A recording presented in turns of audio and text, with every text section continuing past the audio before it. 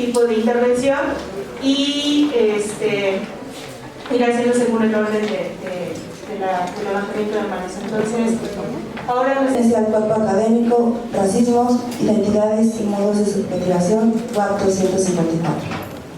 Ha publicado sobre el multiculturalismo, ciudadanía participativa, diáspora indígena, el transnacionalismo forzado indígena, decodificadores culturales, entre otros. Recibió el premio Phillips Fund for Native American Research de la Sociedad Filosófica Americana 2012 y el Democracy, Diasporas and Security in International Perspective 2007-2008.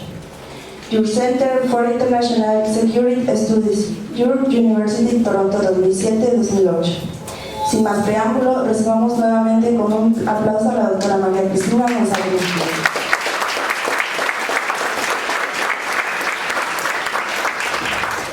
Pues buenos días, es un gusto y un honor estar con ustedes el día de hoy. Sean bienvenidos y pues antes de comenzar quisiera agradecer al comité organizador, tanto a docentes como a estudiantes de Ciencias Políticas por este gran evento. De igual manera reconozco a nuestra rectora, la doctora María Lidia Cedillo Ramírez, así como a la directora del Complejo Nacional Sur, la doctora Mariana Vaquera Martínez. Especialmente al doctor Guillermo Montes Varela por haberme invitado y sobre todo también reconocer el día de hoy y también agradecer que estamos en los territorios que fueron ocupados por los pueblos originarios Ningigua, Nahuas, Mixtecos, Niusabi y Mazatecos. Pues con eso comienzo. El día de hoy mi charla tiene que ver pues años atrás. Yo en el 2009 me gradué de la Universidad de Western Ontario, en Canadá, allí en Ontario. Y en el 2009, antes de obtener el título,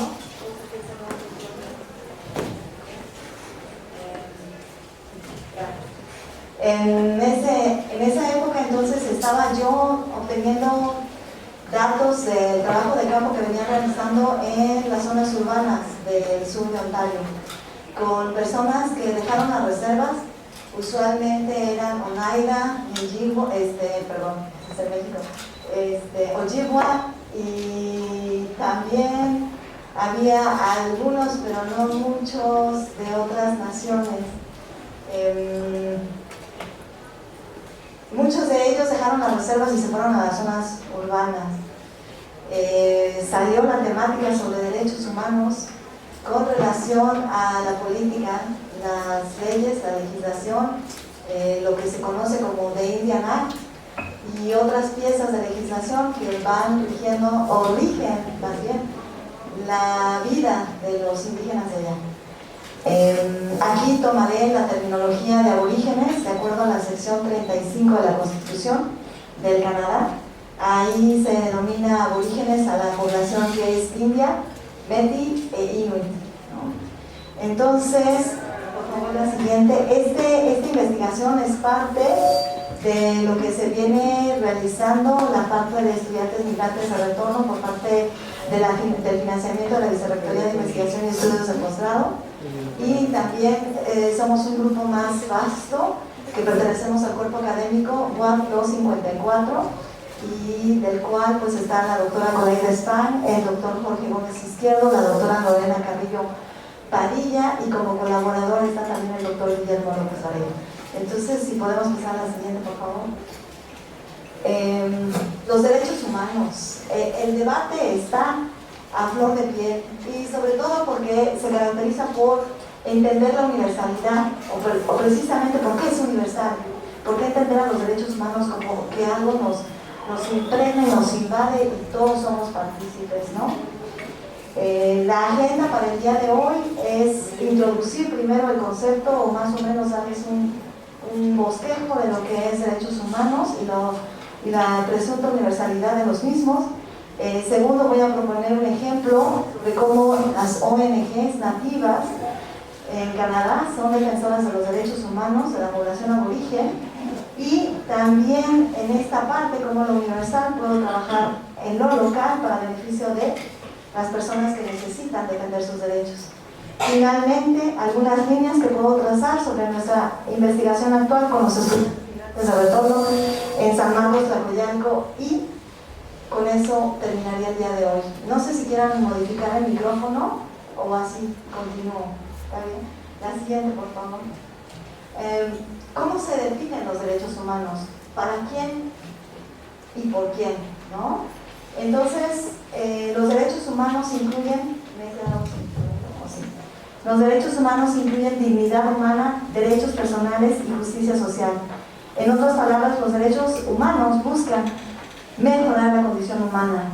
Y la condición humana definida por quién, ¿no? ¿En qué términos? ¿Bajo qué parámetros?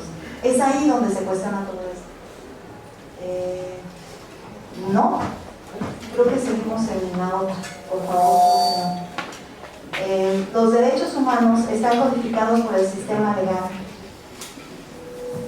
Si la gente tiene derechos humanos, entonces ellas y ellos están facultados para reclamar o solicitar una petición fundamental que otras personas deben llevar a cabo o abstenerse de realizarlo. Con esto, lo que quiero hacer énfasis es que los gobiernos de cada país están obligados a mantener y ser proveedores de la dignidad humana, una vida digna de ser vivida. Y esto es una cita textual de las Naciones Unidas, ¿no? Entonces, son los gobiernos de cada país que deben de otorgar una vida de ser digna de vivir. Y con eso son los mínimos parámetros con los que debemos de vivir con relación a la justicia social, el Estado de Derecho y la seguridad.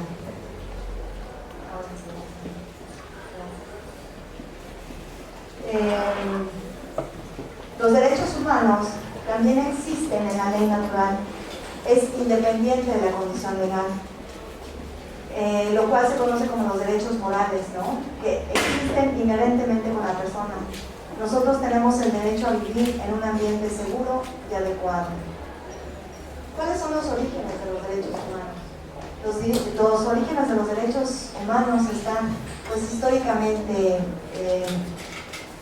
más que nada, representados y también están anotados y acotados. A mediados del siglo XVII, las cuestiones de los derechos humanos estaban disputados a nivel del Estado. Por eso es importante en 1648 el Tratado de Paz de Westfalia. Ahí, pues, de cierta manera, los europeos lograron defender y anotar, negociar más bien, un tratado, el tratado para defender su libertad religiosa.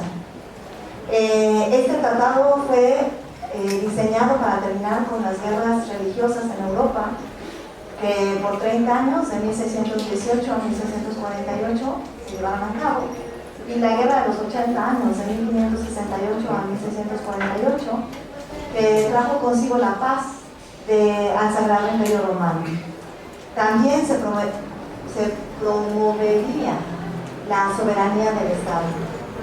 Después de reconocer que existían ciertos derechos humanos, los derechos de los hombres, incluyendo la dignidad humana, también es necesario mencionar la Revolución Americana de 1775 a 1783 y la Revolución Francesa de 1789 a 1799.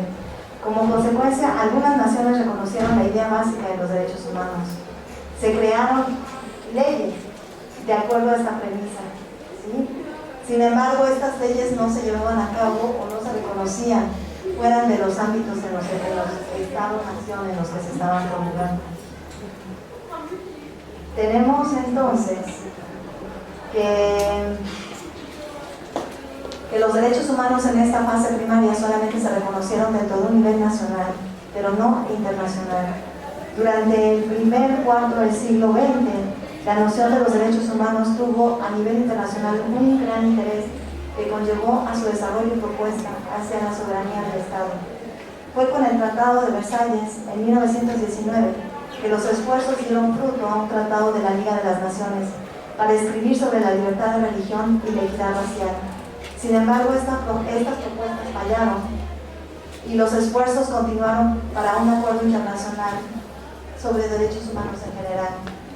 Así, de esta manera es que a a partir de 1848, 3 años después de la Segunda Guerra Mundial, a través de la Fundación de las Naciones Unidas, que fue el organismo reconocido y promotor de los derechos humanos internacionales, con sus normas, privilegios y como hasta el día de hoy se conoce. Desde entonces los derechos humanos se han reafirmado y expandido a diferentes puntos del mundo con críticas puntuales, pero presente en la defensa de la justicia, bienestar y libertades.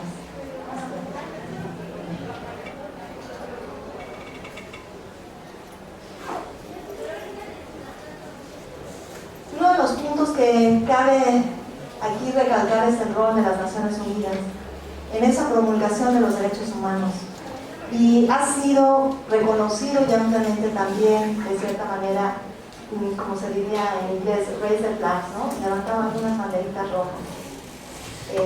Los derechos humanos han sido ampliamente definidos como conducta civilizada y aplicada a todos los estados del mundo. El segundo punto, conducta civil estandarizada entre los gobiernos y la población gobernada.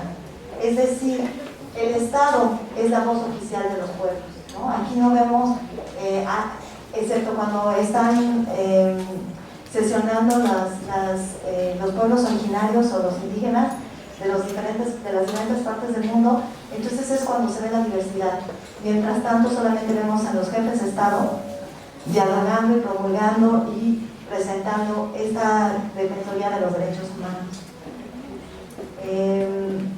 Entonces se vuelve una conducta civil estandarizada entre los gobiernos y la población gobernada.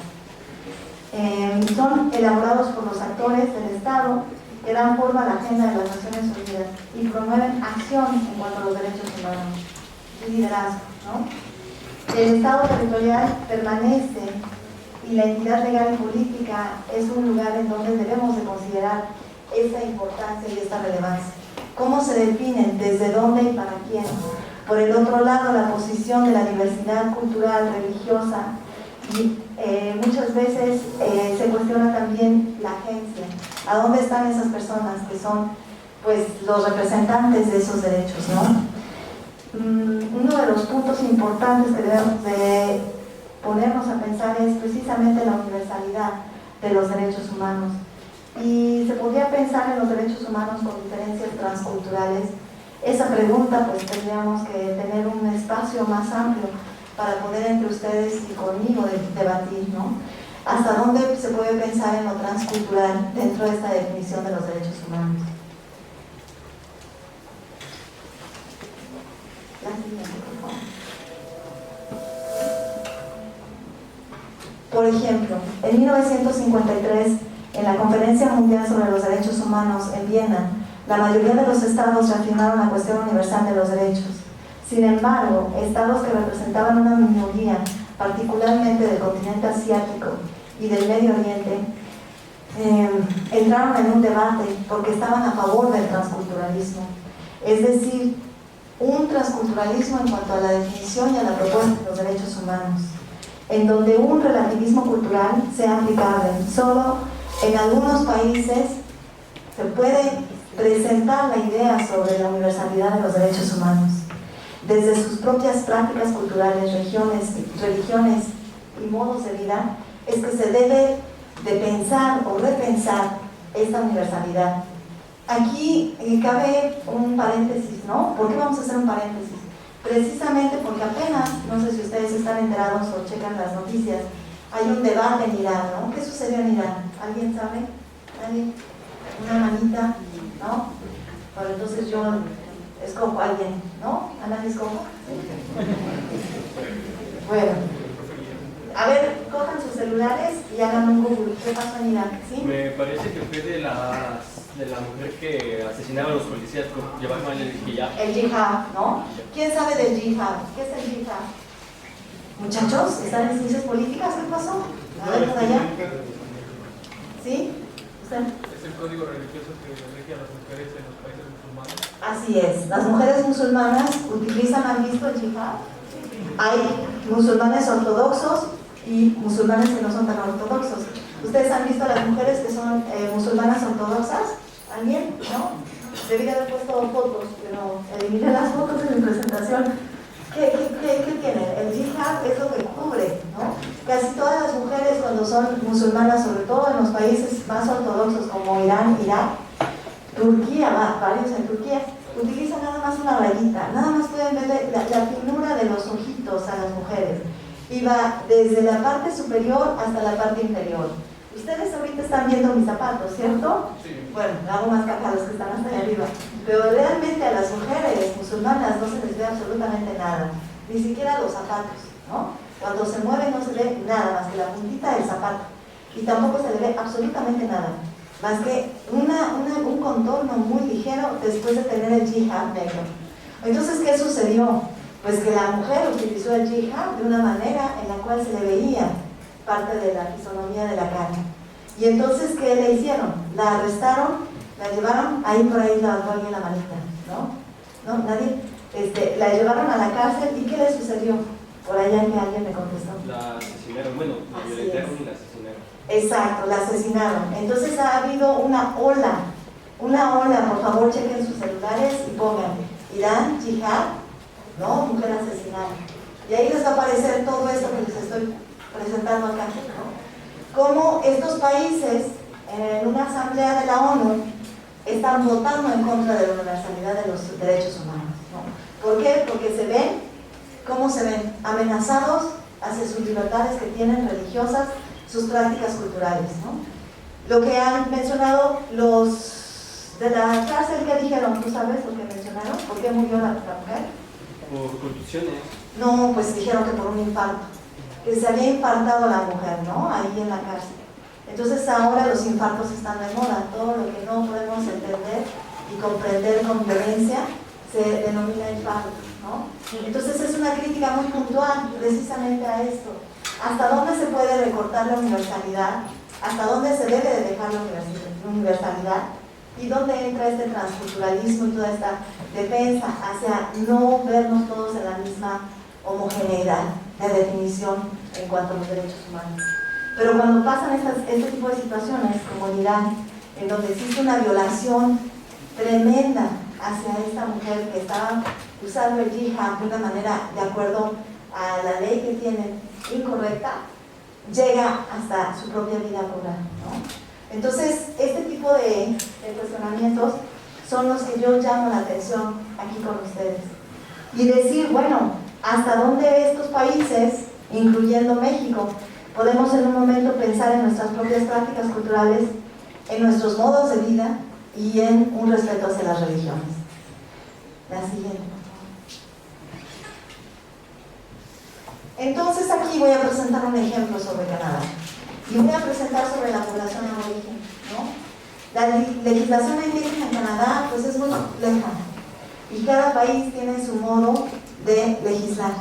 En este caso, el Acta India, que se llama The Indian Act, que fue establecido en 1886, es el acta que actualmente rige la vida de los indígenas. Ha tenido muchísimas enmiendas, cambios que muchas veces son estructurales de la manera en cómo venían rigiendo y rigen la vida de los indígenas. Una pregunta, ¿alguien ha escuchado alguna noticia últimamente sobre las escuelas residenciales en Canadá? ¿No? Caramba, muchachos, ¿en dónde andan? A ver, ¿quién revisa las noticias mundiales y nacionales? Levanten la mano.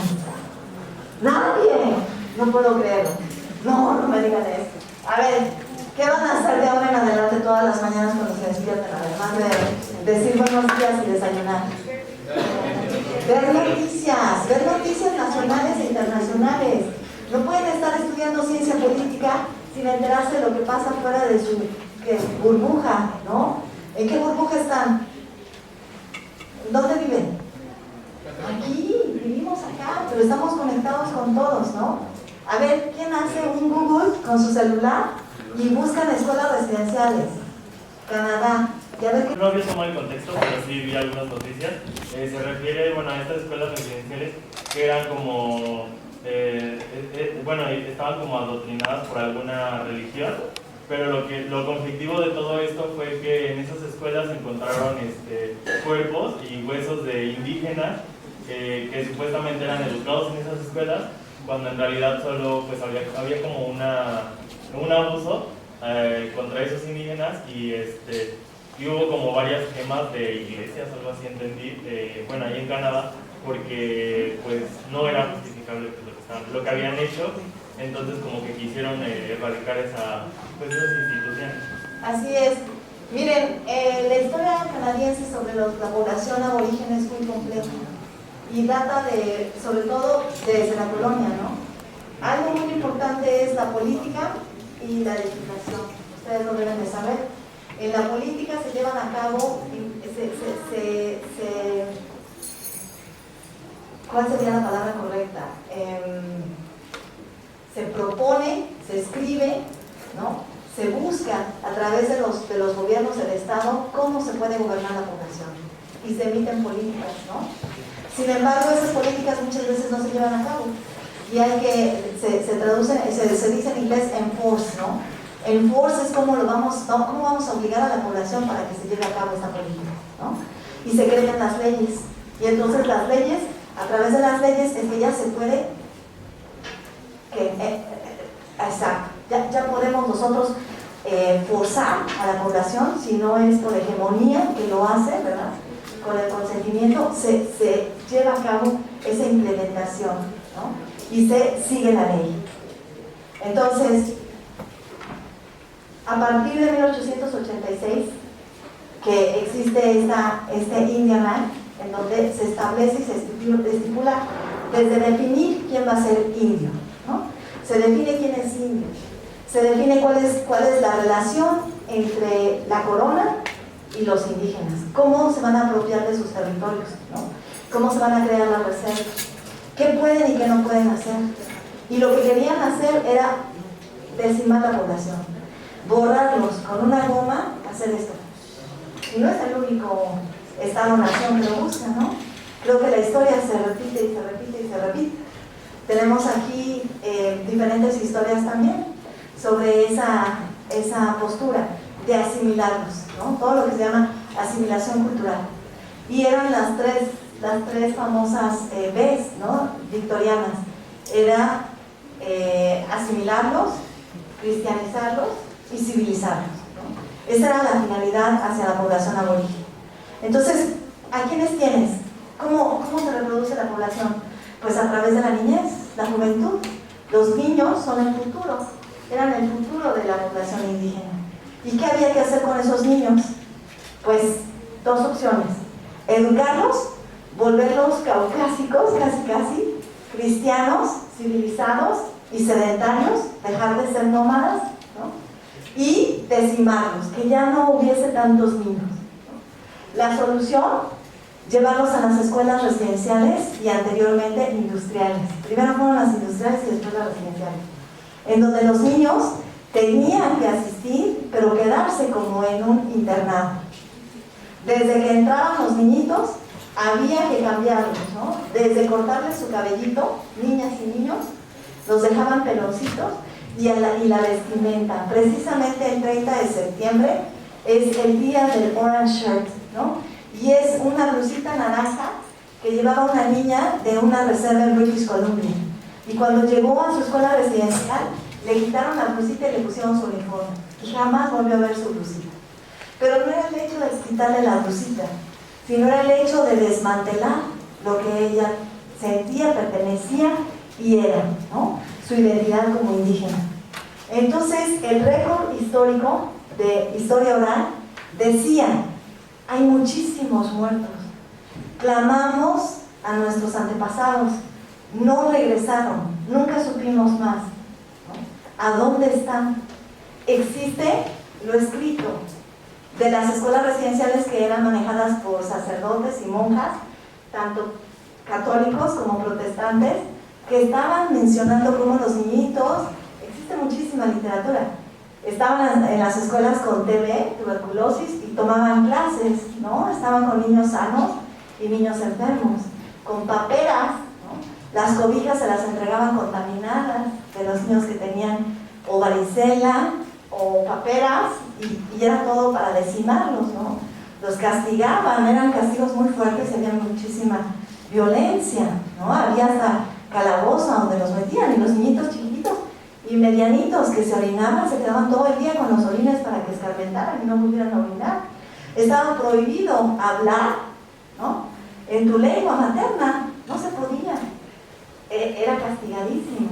Y así muchísimas situaciones, violaciones sexuales, muchísimas cosas. Hay algo positivo, pero las historias positivas son contadas, ¿no? Faltaban los restos humanos y finalmente los encontraron en diferentes escuelas residenciales. Y entonces, voilà, sí era cierto lo que decía la historia oral, ¿no? Las comunidades, lo que se pasaba de generación en generación, diciendo, miren, las escuelas residenciales fueron centros de genocidio. Y todo el gobierno canadiense, desde el primer ministro hasta el último eslabón, negando, ¿no? Y fue el hallazgo de los cuerpos lo que vino a traer toda una desconstrucción de la historia oficial. Entonces, aquí está precisamente, toda la asimilación se llevó a cabo a través del Indian Act. Esta puesta en marcha de las escuelas residenciales primero fue una política, pero después se legisló, porque los niños no iban a las escuelas, entonces lo hicieron mandatorio. Y llegaban como redadas a las reservas y recogían a todos los niñitos desde los 4 años y se los llevaban. En principio iban a visitar a sus familias en verano, pero después ya no había visitas. ¿Qué se buscaba?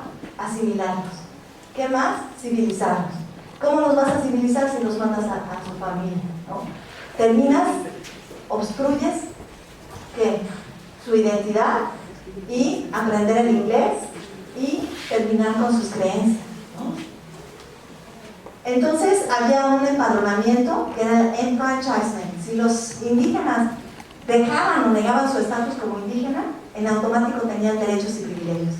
Podían votar, podían comprar alcohol, podían comprar territorio o tierras y podían además estudiar una carrera.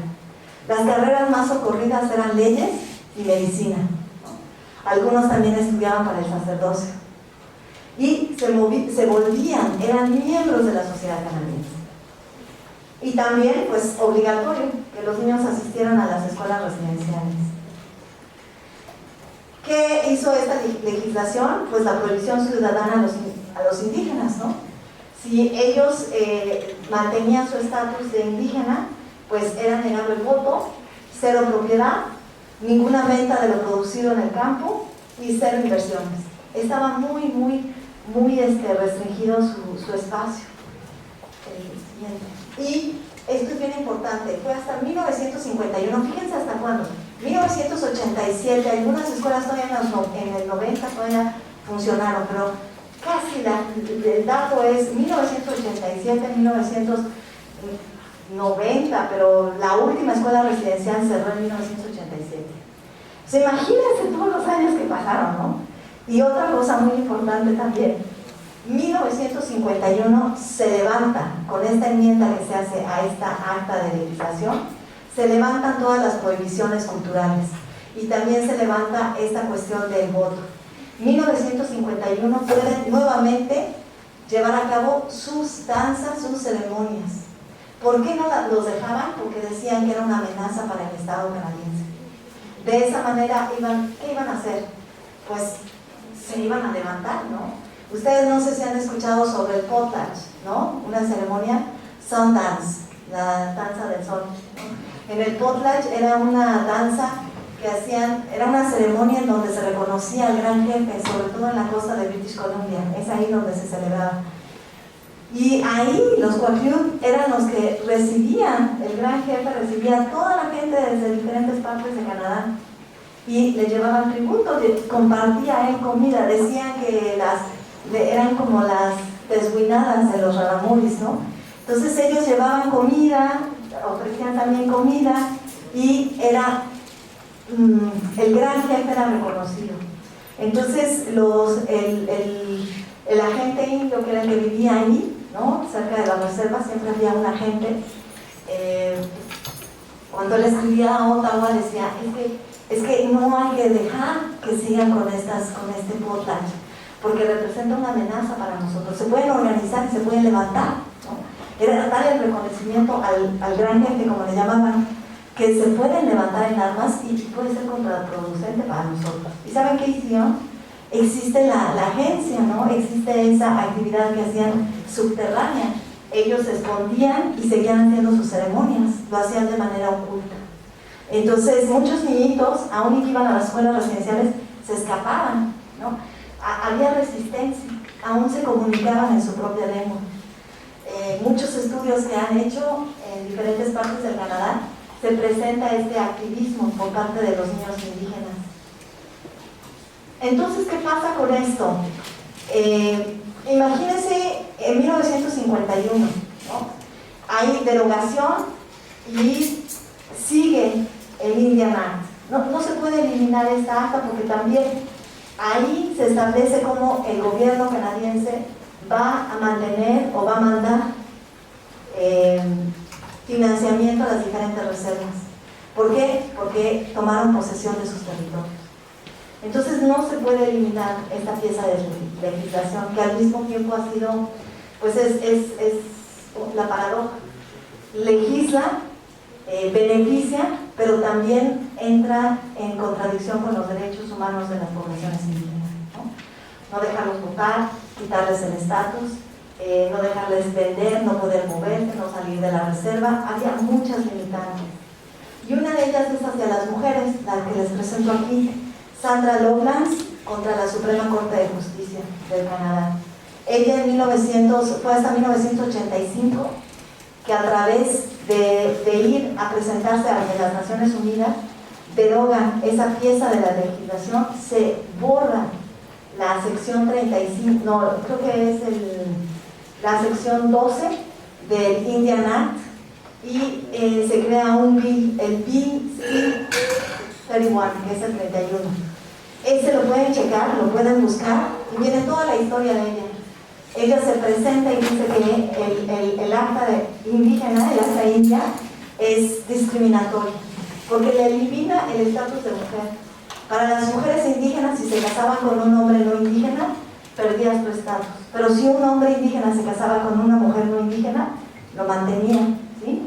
Entonces aquí las mujeres, sobre todo ella, ¿verdad?, dijo, ¿pero por qué? ¿Por qué me voy a quedar sin estatus? Ya no voy a tener reserva, ya no van a ser mis hijos indígenas, ¿no? Y van a perder sus derechos. Y entonces, ¿qué pasó? Se metió una demanda, se enfrentó a Canadá, ¿no? Y la Suprema Corte de Justicia del Canadá dijo, no hay ninguna discriminación. Sigue siendo no indígena por haberte casado con una persona que no es caucásica, que no es indígena, ¿no? Entonces ella dijo, no puede ser, los hombres sí se pueden casar y las mujeres hasta tienen estatus, ¿no? Y yo he visto mucho de eso. Muchas mujeres que se casan con hombres no indígenas, ahora es muy importante que digan, soy indígena, no soy indígena, y puedan ocupar un puesto en alguna universidad, en algún puesto público, ¿sí? Eso les da muchísima apertura porque es, como se dice ahora, incluyente, ¿no? Y muchas mujeres que no son indígenas, al casarse con hombres indígenas, toman el apellido y en automático tienen una tarjeta de identidad. Entonces, esta señora, Sandra, se fue ante las Naciones Unidas y ahí presentó su caso, ¿no? Y en las Naciones Unidas, ¿sabes qué dijeron? ¿Saben qué dijeron? Dijeron, sí es discriminatorio el Indian Act, sí está habiendo discriminación en contra de las mujeres. Les deben de restaurar su estatus de indígenas. ¿Y qué creen? Tomó mucho tiempo, pero la Suprema Corte de Canadá lo reconoció el Parlamento canadiense y se aprobó en el 85 el Bill C-31, el cual deroga esa sección 12 del Indian Act, y las mujeres que se casan con hombres no indígenas pueden y mantienen su estatus. Eso es un gran logro. Entonces, a lo que voy con esto, lo que quiero indicarles es que se ha utilizado el foro de las Naciones Unidas de los Derechos Humanos para poder impugnar alguna contrariedad, alguna discriminación que se lleva a cabo en un país, así sea primermundista e industrializado como Canadá. No está exento de todas estas, ¿cómo se llamarían?, arbitrariedades, discriminaciones e injusticias hacia poblaciones vulnerables como son los indígenas. Entonces, yo, dentro de esta investigación que llevé a cabo, pues las organizaciones no gubernamentales allá en Canadá, que son indígenas, como Noquicue, que está en London, Ontario, presentan y realizan actividades que pueden de algún momento coadyuvar a la Defensoría de los Derechos Humanos de los indígenas de allá. ¿Sí? Es precisamente en esos espacios que se les invita a la población que vive en zonas urbanas a conectarse con gente de otras reservas y con gente que está trabajando para ellos, viendo sus necesidades que tienen en las zonas urbanas. La cita que pongo aquí es de una persona que entrevisté, y en esa época estaba una propuesta del gobierno del ministro Nolt, ¿no? Y esa propuesta era precisamente cuestionarla. ¿Por qué? Porque estaba afectando la vida de los indígenas, ¿no? De la población. Y decían, ¿en dónde vamos a poder criticar esta pieza que está proponiendo este ministro? Y decían, pues acá, aquí, en la organización, ¿no? Ahí, en una mesa, cualquier lado se pasaban el documento y lo podían leer. Esos espacios se crean en estas organizaciones, ¿sí? Es bien importante pensar que sus derechos, ¿sí?, tal como son de aborígenes, de indios, de inuit, de métis, están trastocados con lo que viven en las zonas urbanas y que no tienen que ir de regreso a su reserva para poder conectarse con lo que está sucediendo, con lo que les afecta día a día, ¿no? Esa pieza era una pieza de legislación que se estaba proponiendo y ellos tenían que estar conscientes porque se iba a votar. Entonces ese espacio que brindan estas organizaciones también son de lobby para accionar y para poder contrarrestar todo este tipo de acciones que muchas veces se votan y ni siquiera los indígenas estaban enterados, ¿no? Eso se conoce muy bien y precisamente eso quería ilustrar. Para finalizar, les quería presentar por qué es necesario entonces pensar en poblaciones vulnerables y esta cuestión de los derechos humanos desde abajo. ¿Cómo podemos entonces pensar que las poblaciones están ejerciendo un llamado a estos derechos humanos y que en un momento dado se pueda pensar y plantear que ellos también cuentan para esta definición o para esta universalización de los derechos humanos? Las poblaciones que se van, sobre todo los jóvenes que se van a Estados Unidos desde una edad temprana, chiquitos, muchas veces no es decisión de ellos sino de los familiares, irse fuera de México. Y cuando retornan a México después de haber estudiado ciertos grados de escolaridad, regresan a México para cursar la universidad o para cursar la educación media superior o la educación media. Es ahí cuando nosotros tenemos que buscar un ámbito incluyente en la educación, que sea multilingüe y multicultural. No se puede pensar que ya venga nada más con una sola lengua, la lengua materna, ¿no? No es necesariamente el español. Si es comunidad de los pueblos originarios, tendrá otra lengua materna, ¿sí? Estamos hablando de personas que son trilingües, que tienen su lengua materna, el español e el inglés. Entonces son multilingües, ¿no?, y multiculturales. Ya no responden solamente a una binacionalidad, en este caso la nacionalidad de su pueblo originario y la nacionalidad mexicana, sino también puede estar la estadounidense. ¿Por qué estudiantes migrantes de retorno? Pues porque con ellos se lleva a cabo toda esta serie de cuestiones que tienen que llevar a cabo en México para poder estudiar y para poder conectarse nuevamente con el sistema educativo que existe. Es aquí que nuestra investigación apenas nos está dando algunas luces sobre esta temática, ¿no? Esta temática no, aclaro, no era el objetivo de nuestra investigación, pero dado el antecedente que yo tengo con investigación sobre derechos humanos y la población aborigen en Canadá, es que yo retomé estas ideas. El trámite de documentos no debe ser un obstáculo para su educación, debe ser una política incluyente de admisión y consolidación de los expedientes. ¿Por qué? Porque muchísimos de estos niños, jovencitos, chiquitos, no tenían ninguna documentación. La documentación que llevan apenas es incipiente, a lo mejor un acta de nacimiento de México, ¿no? Pero de allá, pues siempre hasta que haya una situación de legalidad, van a estar de una manera ilegal en Estados Unidos. Y muchas veces cambian de nombre. Los nombres que aparecen en sus certificados de educación básica o media básica no es el verdadero nombre que tienen, ¿sí? Cambian su nombre para poder acceder a la educación. Muchas veces, no sé si saben, pero existen identidades falsas y muchos tienen esas identidades falsas. Entonces muchos certificados salen con identidades falsas y cuando regresan a México es un problema porque no puedes tener doble personalidad, ¿no? Tienes que pasar por un trámite muy fuerte de cómo legalizar tu identidad. Y aquí pues entraría mucho la política que se lleva a cabo para esta bienvenida que se les da a estos migrantes de retorno que son estudiantes. Aquí tenemos que entrar con una política de admisión incluyente y también con un cambio, yo pienso, hacia la legislación que existe. Ser elegible al Estado debe incluir la problemática sobre cambios de nombre y falta de documentación por la ilegalidad que se vivió en Estados Unidos. Hay que buscar soluciones y no violentar sus derechos como estudiantes.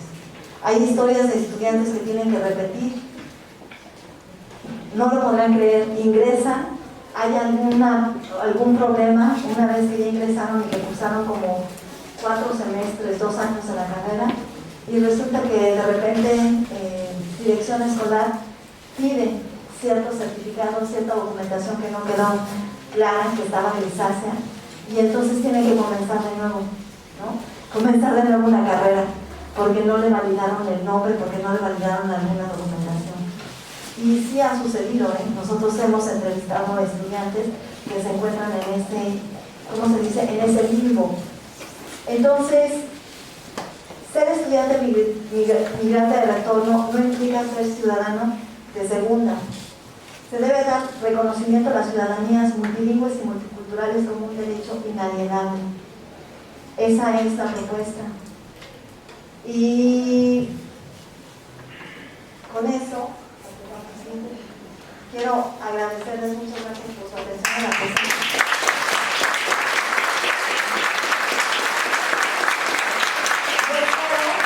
Esta no sea la primera y la última vez que podamos compartir alguna temática de interés también.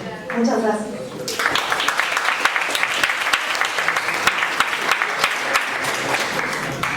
Bueno, vamos a abrir la ronda de preguntas.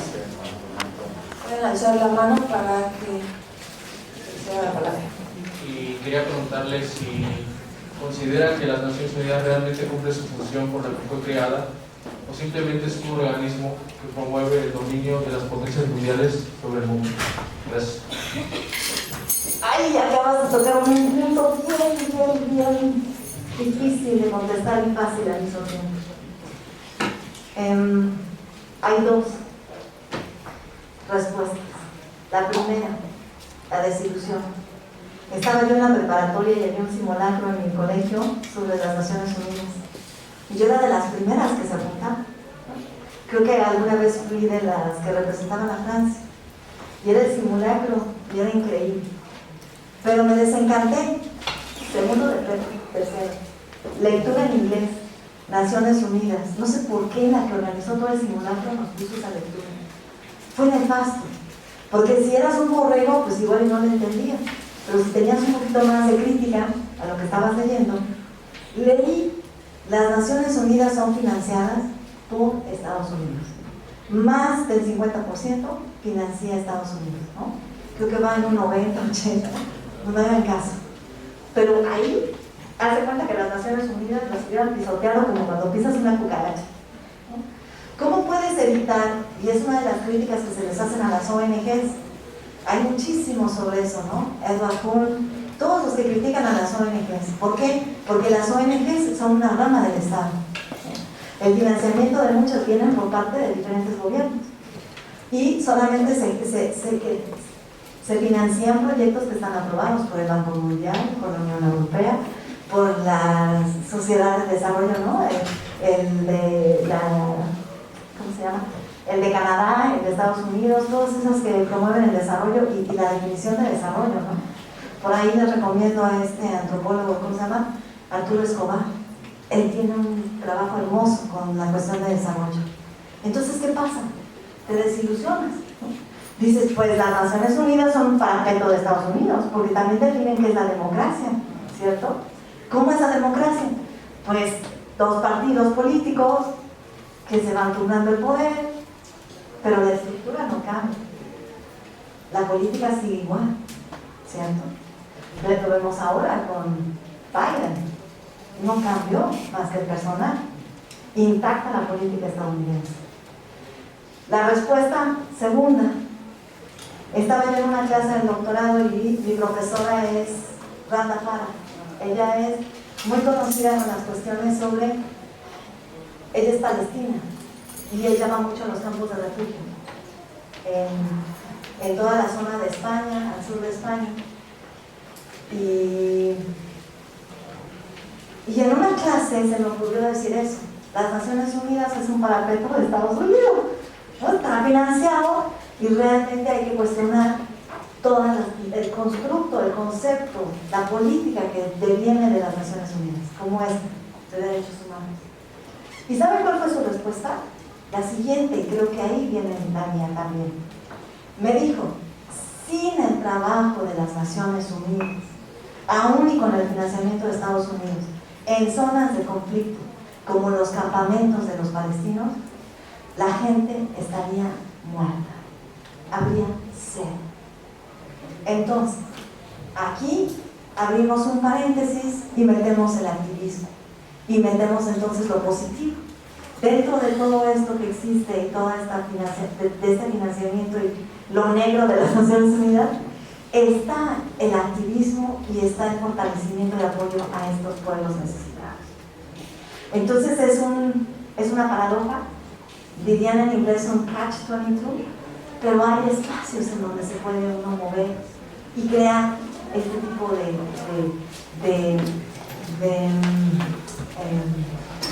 de activismo, también de agencia, como Sandra, ¿no? Sandra Douglas, ¿qué hizo? Pues hay derechos humanos, se fue hacia lo universal, ¿no? Yo me siento discriminada como mujer porque se me está violando mi derecho a ser indígena, y lo retomó y ganó, ¿sí? Pudiendo haber hecho la crítica que hacen, por ejemplo, ahora en Irán, deben de respetar nuestras creencias religiosas y cómo se debe de portar el hijab, ¿no? Ahí no debe de haber ningún cuestionamiento sobre derechos humanos y su violación. Espero haber respondido tu pregunta. Gracias.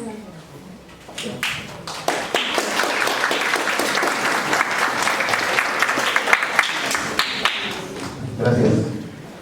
Yo quisiera preguntar acerca del tema de los derechos humanos, con base en la alta comisionada de la misma que es la señora Michelle Bachelet.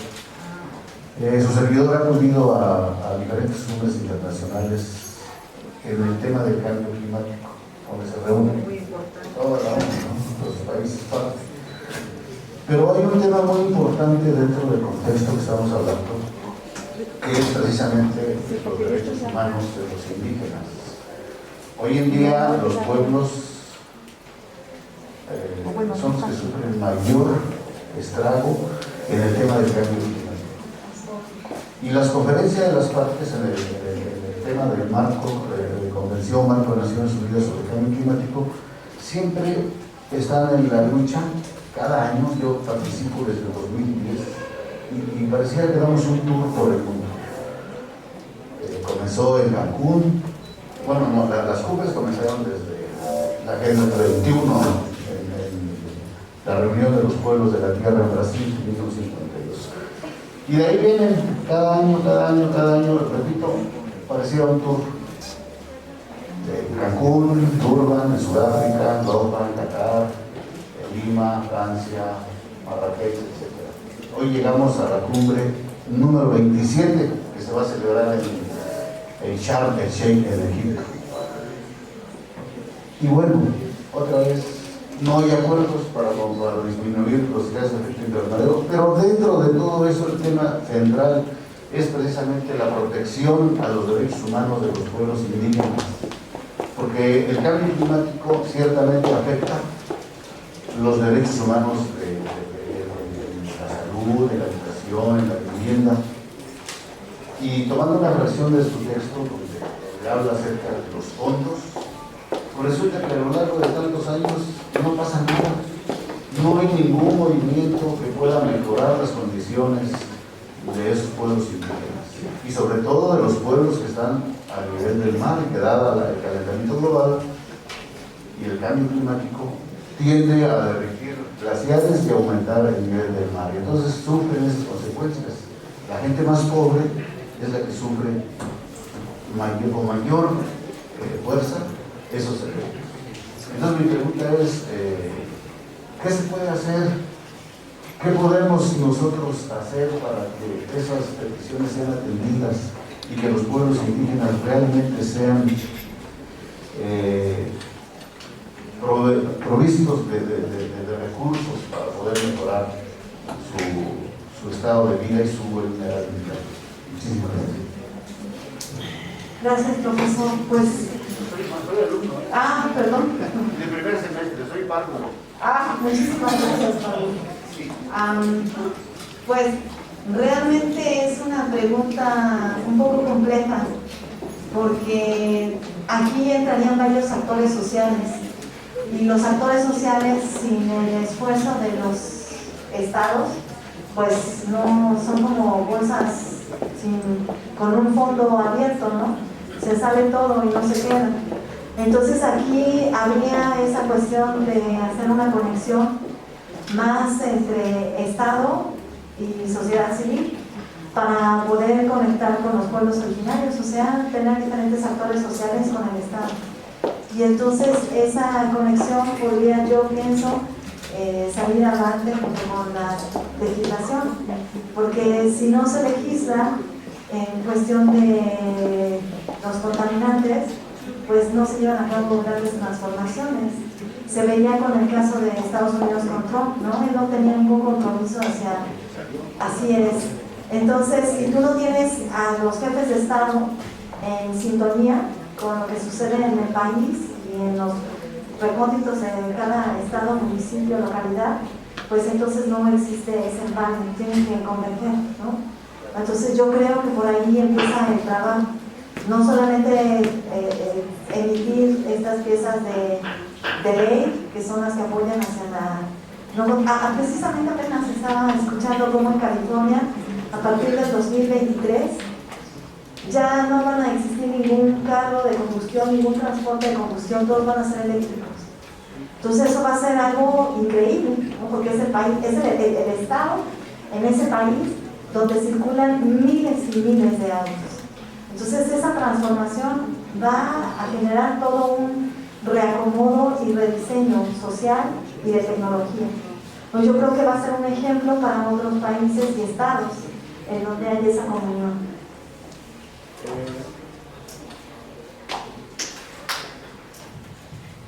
Sí es cierto. Mire, México desde el 2012 ya cuenta con una ley general de cambio climático, y el espíritu de esa ley es precisamente la mitigación y la adaptación, pero falta voluntad política para poder aterrizar esos proyectos.